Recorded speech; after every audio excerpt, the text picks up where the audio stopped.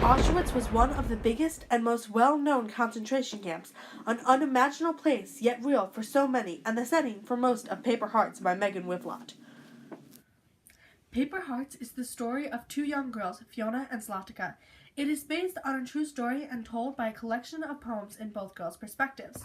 The book starts at the beginning of their troubles, where both go from free citizens to being forced to Auschwitz, a concentration camp where they become very close. There, they form a family of girls to look out and care for one another. This is a historical fiction book and goes back and forth between chapters in Fiona and Zlatica's perspectives, giving you a look into their lives and what they went through. I would recommend that this book is read by readers 7th grade and up because of the intensity of the content. This book beautifully tells their story, focusing more on the emotional experience than the physical, with little gore. One thing that I liked about this book is how perfectly the story was phrased and told in poems, and how real the world created was. An example of this is that throughout the story, they show the presence of people there for other reasons or with other triangles. By other triangles, I mean the two triangles that you wore to identify why you were there or what group you were in. Examples of this is that Jews wore two yellow triangles, Jehovah's Witnesses wore two purple triangles, and homosexuals wore two pink triangles. One thing that I didn't like as much was that I didn't feel very connected with Fiona and Zlatica's family, to the point where I would forget who was who. I feel that as they were a big part of the girls' lives, they should have been more known. Even though the book was about such a sad topic, the book was not all sad parts.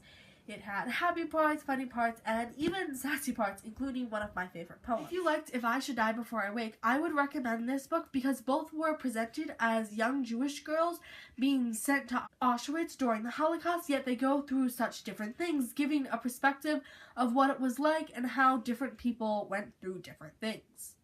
If you enjoyed Brown Girl Dreaming and the aspects of it using poems to tell the story of how a part of history has affected young girls growing up, especially when they were at the butt end of it, I would recommend this book, although advising you to keep in mind that this book will be much sadder and heavier on the heart than Brown Girl Dreaming was. Overall, it was an amazing book, and I would recommend it to anyone 7th grade and up.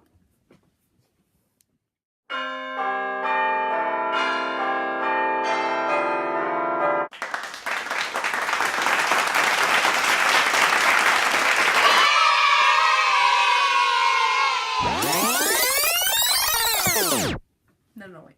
A concentration camp where they become very close. Where they will... Okay, I'm sorry. Why? If you liked If I Should Die Before I Wake, I would recommend this book because both are... If you liked If I Should Die Before I Wake, I would recommend this book because both are presented as young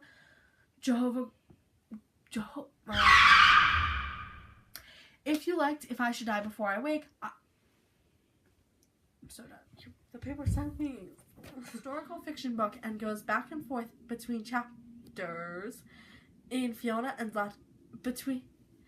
This is a historical fiction book and goes back and forth between chapters in Fiona and Zlatica's perspectives, giving you a look into their lives and what they went through.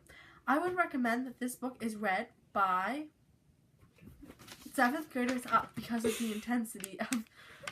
I'm gonna start. No, I was gonna say I'm gonna start like from the past a paragraph, so then I'm gonna start back a little bit. Okay. This is a historical fiction book and goes back and forth between